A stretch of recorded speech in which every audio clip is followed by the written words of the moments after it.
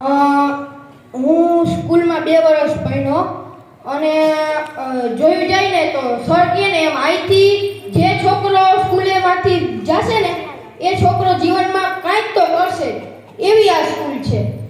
અને આ સ્કૂલ છે ને તમને કાંઈક કરવાને લાયક બનાવી દેશે.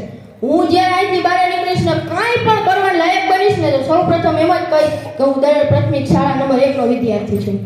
અને તમામ શિક્ષકોનો મને એવો સત્કાર મળ્યો છે અને એવો તેમનો સહકાર મળ્યો છે કે જેથી હું આગળ વધી શકું.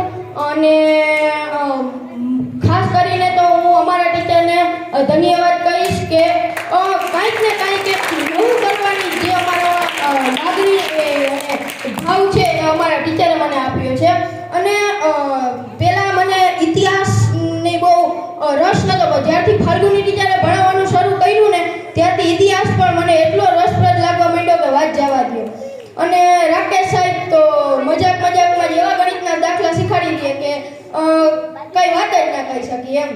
અને બસ અને આ સ્કૂલે જે એક ખાસ વસ્તુ જે મને આપી છે ને તો એ છે મારા મિત્રોનો તો હું આભાર નહીં જ માની શકું.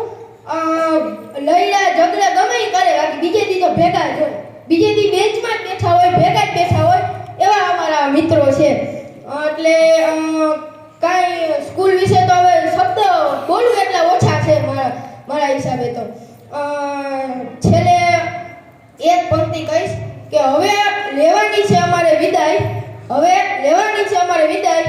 મારા વિદ્યાર્થીઓ અને શિક્ષકો. તમને સૌને બાય બાય.